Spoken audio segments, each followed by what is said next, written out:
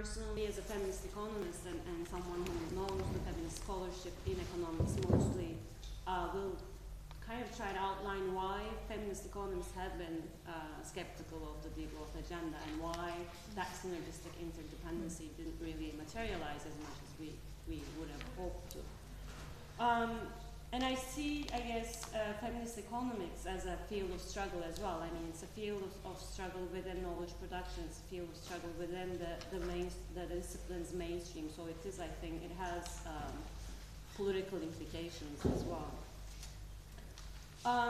So I think this skepticism or this kind of reluctance to fully embrace the degrowth agenda, at least for me and from what I know, is how gender was overlooked, is often overlooked, let me not be unfair to my friends, within this kind of transformation that post-growth implies. So post-growth transition or degrowth is more emphasized to be not only kind of degrowing, but also reorienting our economic relations towards different ends, different desires, different motivations, which means pretty much structural change in our economy. So,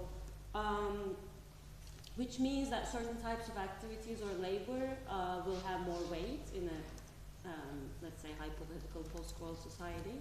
And some of them, certain types of activities and labor will not have as much weight in that economy, in that society. Kind of a parallel emphasis you can see on the commons, how the post-growth society would be more, let's say, focused on producing and reproducing the commons. Commons understood very generally as non-commodified, collectively accessed, collectively produced forms of social wealth and spaces of social reproduction. And the third one that kind of is like my buzzword is the emphasis on care and care work, and how this kind of, there's this, I mean, we all talk about this, but recentering our societies around care is a kind of integral part of this agenda.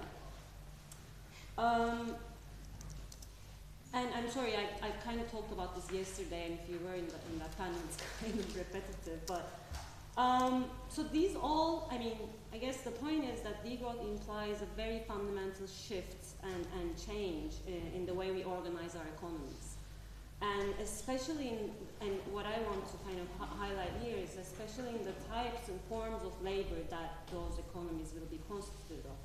So I think more generally it would be unfair to say that quote-unquote productive labor will have less, I mean, it's kind of discussed to have less weight in such an economy and more emphasis on quote-unquote, again, reproductive work.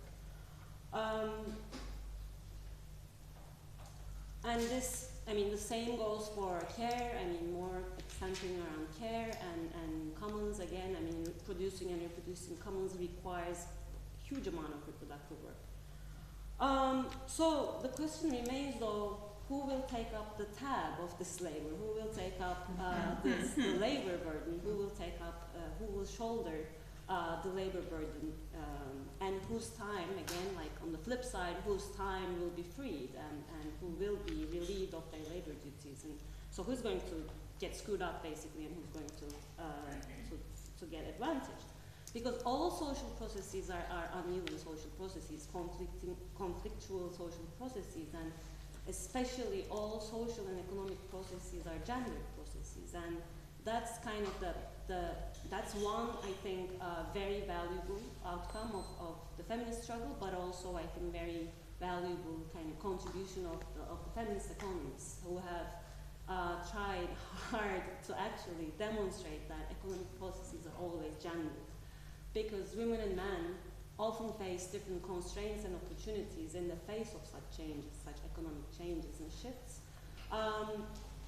And they also have different needs and desires, and these dynamics and processes often imply different things for men and women. And one, I guess, one reason why this is so is what we call gender division of labor. And which implies, because mostly of social norms, women are often relegated, as Susan has highlighted, to the field of reproductive work. and let's say care work is one part of it. And so when, and women are responsible for this proportionate part of this care work in general in our economies. And if we are moving without actually structurally changing or transforming the gender relations, if we are moving forward with a larger share of our economies relying on reproductive work, that means that women are going to have to take up the tab of this labor. But I guess more, and so we have to kind of the take home I think is that we have to find ways to maybe more concretely talk about what kind of transformations we're talking about and do it in a collective way. And I think transforming institutions is one way of doing it.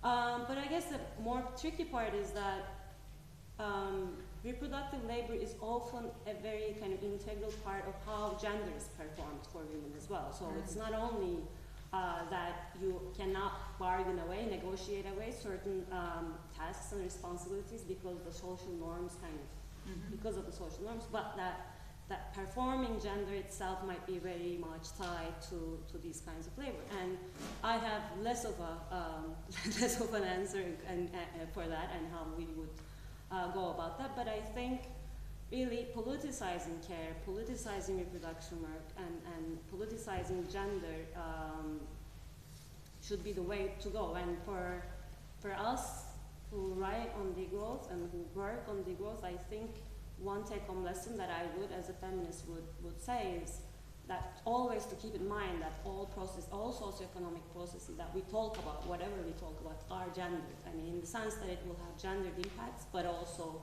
part of how gender is performed. So I'm going to leave it at that. And you are even saving time for the discussion. Thank you very much.